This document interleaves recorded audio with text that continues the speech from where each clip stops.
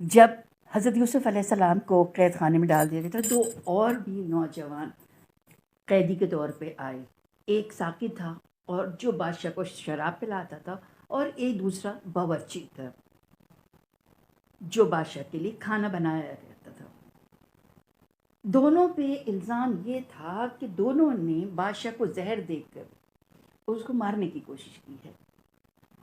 ایک دن دونوں نوجوانوں نے خواب دیکھا کہ ایک نے کہا کہ اے یوسف علیہ السلام، میں نے خواب دیکھا ہے کہ میں ایک باغ میں ہوں اور انگور نچوڑ کر بادشاہ کو شراب پلا رہا ہوں. دوسرے نے کہا کہ میرے سر پہ روٹیوں کا ایک ٹوکرا ہے اور اس میں سے پرندے جو نوچ نوچ کے کھا رہے ہیں. ہم آپ کو سچا انسان سمجھتے ہیں اور ہم سمجھتے ہیں کہ آپ ہمارے خوابوں کی تعبیر بتا سکتے ہیں. حضرت یوسف علیہ السلام نے فرمایا، اے میرے بھائیوں، میں تم دونوں کی تعبیر جانتا ہوں، کیونکہ مجھے میرے اللہ نے یہ علم عطا کیا ہے کہ میں خواب کی تعبیر بتا سکوں. حضرت یوسف علیہ السلام نے فرمایا، تم نے جو یہ خواب دیکھا ہے کہ وہ بادشاہ کو شراب پلا رہا ہے، وہ خدمت پر واپس بحال ہو جائے گا اور بادشاہ کو وہی کام کرے گا، یعنی ساقی والا، کہ شراب پلائے گا. اور جس نے یہ خواب دیکھا اس کے سر پہ روٹیاں رکھی ہیں اور پرندے کھا رہے ہیں، اسے سولی پہ لٹکا دیا جائے گا. کچھ دنوں کے بعد بالکل ہی ایسا ہوا اور ساقی کو رہا کر دیا گیا اور باورچی کو سولی پہ لٹکا دیا گیا. جب ساقی رہا ہو رہا تھا تو حضرت یوسف علیہ السلام نے اس سے کہا، دیکھو، رہا ہونے کے بعد اپنے بادشاہ سے میرا ذکر ضرور کرنا کہ یوسف نامی ایک شخص زندان میں ہے اور بغیر کسی جرم کی پاداش وہ اپنا ایک سزا بھگت رہا. ساقی نے وعدہ کیا کہ میں بادشاہ کے سامنے آپ کا ضرور کروں گا ذکر. مگر جب وہ جیل سے رہا تو شیطان نے اسے بھٹکا دیا اور اس کے دماغ سے یہ بات نکال دی اور وہ بھول گیا. اس طرح حضرت یوسف علیہ السلام کو مزید اور سال جیل میں گزارنے پڑے. آپ علیہ السلام نے کل ملا کے 14 سال جیل کاٹی اور بغیر کسی گناہ کے. ساقی اپنے کام پہ معمور تھا. ایک دن بادشاہ نے خواب دیکھا کہ 7 موٹی گائیں اور وہ سب سرسبز میدان کو چر رہی ہیں، اور اچانک 7 پتلی گائے نکلی اور انہوں نے ایک دم 7 موٹی گایوں کو کھا لیا. پھر ایک دوسرا خواب دیکھا بادشاہ نے، 60 سبز بالیاں ہیں اور ان سرسبز بالیوں میں سے 7 خشک بالیوں نے کھا لیا ہے. بادشاہ بہت پریشان ہوا اور ایک دم اٹھا اور دانش مندوں کو جمع کیا اور کہا کہ اس میرے خواب کی تعبیر بتا. انہوں نے جواب دیا کہ یہ ایسے ہی پریشان کن خواب ہے، اس کی کوئی، اس سے آپ پریشان نہ، یہ ہم اس کی تعبیر نہیں جانتے.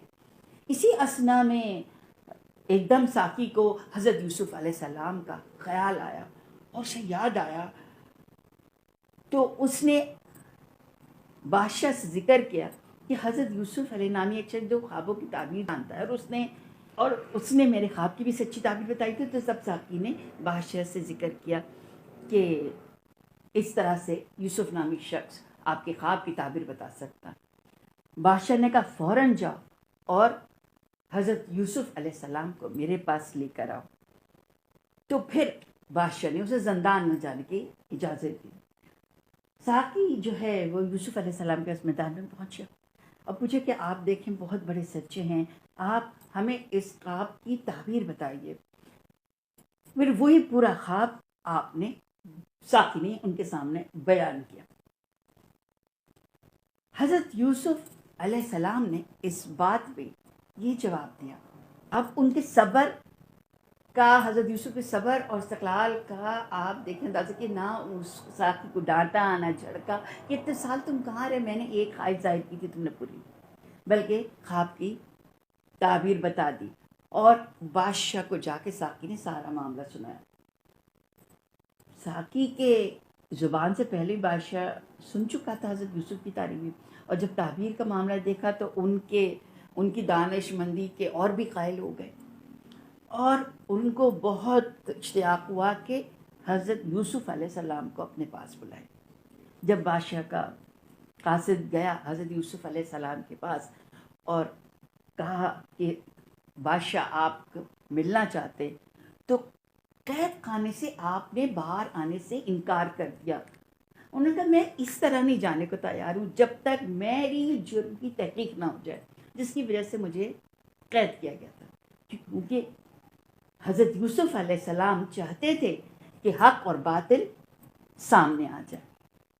تو انہوں نے کہا تم اپنے بادشاہ کے پاس جاؤ اور میری یہ بات بیان کرو، اور کیونکہ وہ جانتے تھے کہ اللہ پاک تو عزیز مصر کی بیوی کی اور عورتوں کی جو چال بازیاں تھی اس سے واقف، کیونکہ عزیز مصر نے حضرت یوسف کے ساتھ اچھا ہی برتاؤ رکھا جیل خانے میں، زندان میں، تو انہوں نے اس کی بیوی زلیخا کا نام نہ لیا، مگر انہوں نے ان جنرل سب خواتین کو بتایا کہ کیوں کس طرح سے ان کو قید کر دیا گیا۔ جب بیوی زلیخا نے دیکھا اللہ تعالیٰ کے حضرت یوسف علیہ السلام نے کی ساتھ اللہ پاک کی مدد، تو انہوں نے جیل خانے میں رہتے ہوئے اعلی مقام و مرتبہ عطا کر دیا ہے۔ تو وہ کہنے لگی واقعہ اب تو کھل گیا ہے، میں خود ہی اس کام کا اقرار کر لوں، اور میں اقرار کر لوں کہ میں قصوروار تھی۔ حضرت یوسف علیہ السلام کو میں نے ہی معاذ اللہ پھسلانا چاہا تھا، انہیں بہکانا چاہا تھا، اور جو میں نے اپنے خاوند کے سامنے جھوٹ بولا تھا، میں اس کی سچائی ان کو بیان کر دوں کہ میں ہی غلط تھی۔ اور اس طرح سے زلیخا نے اپنا قصور اپنے شوہر کے سامنے مان لیا اور بتا دیا کہ حضرت یوسف علیہ السلام بالکل پاک دامن ہیں، اور یہی وجہ ہے کہ میں بھی ان کی وجہ سے پاک دامن رہی، خیانت ضرور کر گئی، کیونکہ خیانت اور دغا بازی کو اللہ کا معاف نہیں کرتا۔ زلیخا کہنا بالکل سچ تھا، اور اپنی عزت و آبرو کی پرواہ نہ کرتے ہوئے اس نے بتا دیا۔ دراصل دوسری بات یہ بھی تھی کہ جب آپ زندان میں چلے گئے حضرت یوسف علیہ السلام، تو اب آپ جو حضرت زلیخا ہیں وہ آپ کا دیدار کر ہی نہ سکتی تھی، اور اس طرح وہ تڑپ رہی تھی، تو اس لیے بھی وہ بہت بے چین تھی۔ جب بادشاہ ریان پر یہ حقیقت پتہ چلی تو حضرت یوسف علیہ السلام کے لیے جلالت کا سکہ بیٹھ گیا، اور ساقی کے حسن عقیدت کے ساتھ حضرت یوسف علیہ السلام کی دانش مندی کی وہ بھی قائل ہو گیا، اور انہوں نے اس خواب کی جو تعبیر جو انہیں سنائی گئی تھی وہ ان کے دل کو محسوس ہونے لگی۔ بادشاہ نے پھر کہا کہ اس کو حضرت یوسف علیہ السلام کو جلد میرے پاس لاؤ اور میں اپنے کاموں کے لیے ان کو مقرر کر لوں۔ حضرت یوسف علیہ السلام باغ دامنی کے ساتھ باعزت جیل خانے سے نکالے گئے، اور اللہ پاک نے انہیں بہت عزت اور آبرو بخشی۔ جب ان سے بات ہوئی کہ اب تک جس راست بازی، امانت داری کی وفا اور کہ اتنا تجربہ ہو گیا، تو خاص کر بیوی زلیخا سے پکی دیانتداری کی، امانت داری کا پتہ چل گیا، تو پھر بادشاہ سمجھا کہ ان کی عقل، دانش اور وفاداری انہی کے نصیب میں آئی ہے، اور بڑی مسرت کے ساتھ انہوں نے آج کے دن سے آپ ہماری نگاہوں میں بڑے صاحب اقتدار ہیں حضرت یوسف کو کہا۔ بادشاہ نے حضرت یوسف علیہ السلام سے دریافت کیا کہ میرے خواب میں قحط سالی کا ذکر ہے، اس کے مطابق کیا تدابیر کرنی چاہیے؟ حضرت یوسف علیہ السلام نے کہا اپنی دانش مندی سے کہ اپنی مملکت کے خزانوں پہ مجھے مختار کر دے، کیونکہ میں اس پہ عبور حاصل رکھتا ہوں۔ چنانچہ بادشاہ نے ایسے ہی حضرت یوسف علیہ السلام کو بادشاہ نے آپ کو امور خزانہ کا مختار بنا دیا۔ تو حضرت یوسف علیہ السلام نے اس قحط سالی کو بچانے کے لیے غلہ جمع کرنا شروع کر دیا، جتنا ضرورت ہوتی تھی وہی استعمال کرواتے تھے اور باقی جمع کرتے تھے۔ کہاں حضرت یوسف علیہ السلام ان کے بھائیوں نے کنویں میں ڈالا، اور آج وہ بادشاہ کیا اختیار کل ہو گئے تھے۔ حضرت یوسف علیہ السلام نے کہا کہ تمام ملک مصر میں کسانوں کو کہہ دیجئے کہ خود کوشش کریں، خوب زراعت کریں، خوب زیادہ زراعت کریں، کوئی سستی نہ کریں، کیونکہ سستی کی تو بہت زیادہ نقصان ہوگا۔ اتنا غلہ پیدا کر لیں اچھے حالات میں 7 سال میں کہ اگلے جو 7 سال قحط ہوگا اس میں کوئی کمی نہ ہو۔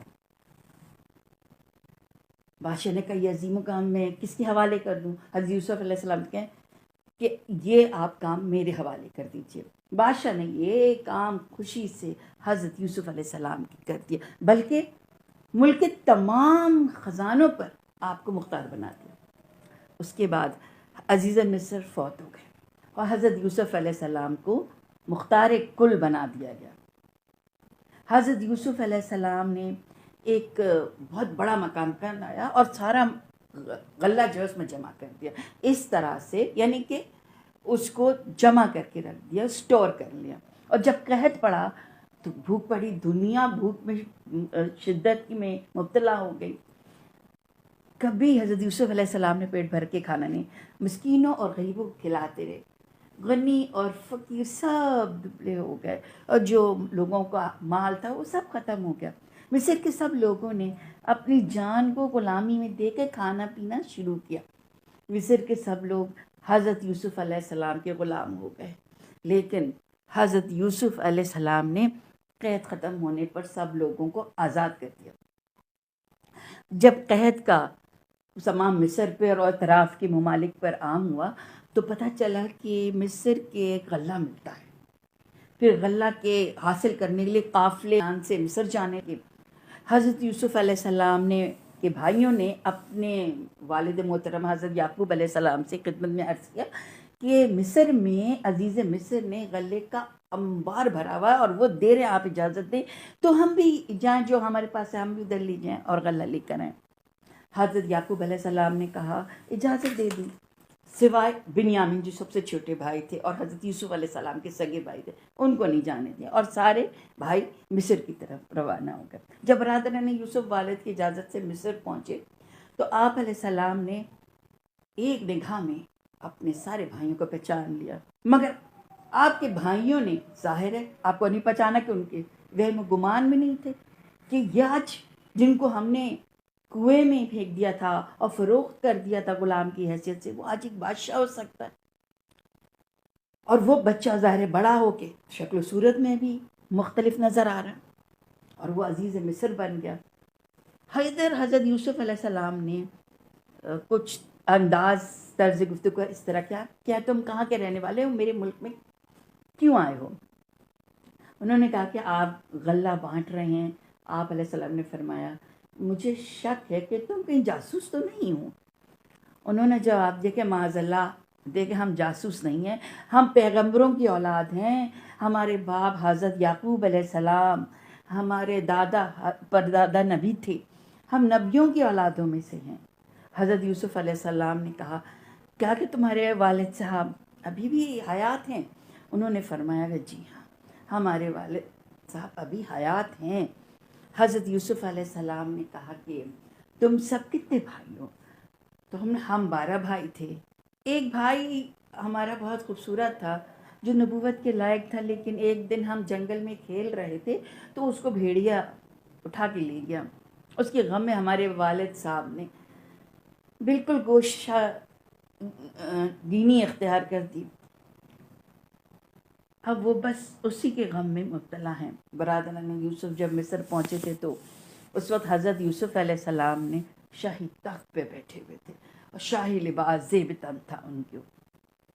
بہرحال تمام حالات کو معلوم جب ہوئے ان کو حضرت یوسف علیہ السلام کو, تو انہوں نے کہا کہ ان کو سرکاری مہمان بناؤ, اور ان کے برتن جو ہے غلے سے بھر دیے, اور ان کو جتنا غلہ ان کی جان اٹھا سکتے تھے اتنا ان کے حوالے کر دیا, ان کی بوریوں میں ڈلوا دیا. پھر حضرت یوسف علیہ السلام نے کہا کہ دوبارہ تم اپنے بھائی بنیامین کو بھی ساتھ لے کر آنا, کیونکہ تم دیکھتے نہیں کہ میں نے تمہاری کتنی مدد کی ہے.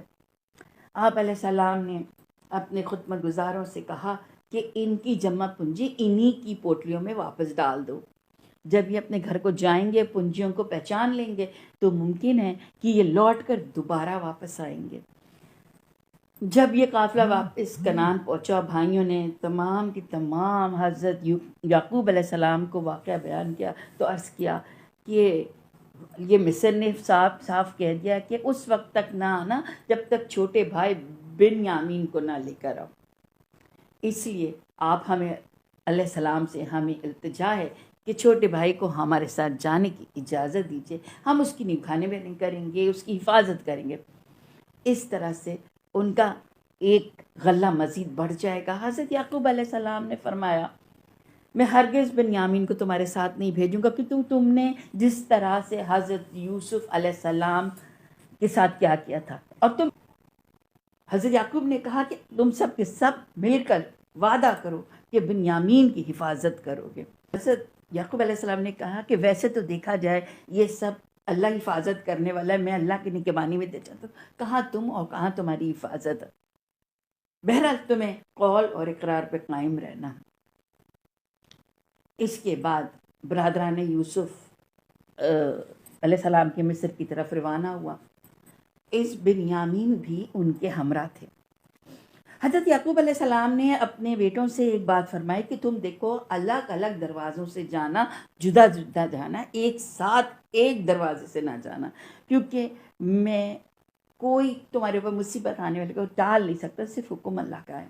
میرا کامل جو بھروسہ ہے، توکل ہے، وہ صرف اللہ پر ہے، اور ہم سب کو اللہ ہی پر توکل کرنا چاہیے۔ احتیاطی تدابیر پہ میں یہ سب تم سے کہہ رہا ہوں، یعنی کہ اللہ تعالیٰ نے یہ بتایا کہ ہمیں احتیاطی تدابیر کرنی چاہیے۔ حضرت یعقوب علیہ السلام نے بہت روئے اور دعاؤں میں اور نصیحت کے ساتھ اپنے بیٹوں کو رخصت کر دیا، کیونکہ آپ علیہ السلام کے تمام بیٹے طاقتور اور جوان تھے، اس لیے نظر بد سے بچنے کے لیے یہ تدبیر بطور نصیحت آپ نے کی تھی کہ الگ الگ دروازے سے جانا۔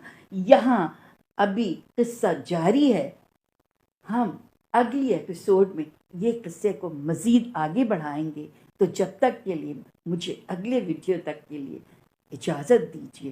حضرت یوسف علیہ السلام قصص الانبیاء کا قصہ ضرور سنیے گا، اس کو شیئر کیجیے گا، پسند کیجیے گا، اور ہو سکے تو ہمارا چینل بھی سبسکرائب کیجیے گا۔ اجازت، اللہ حافظ، پاکستان زندہ باد۔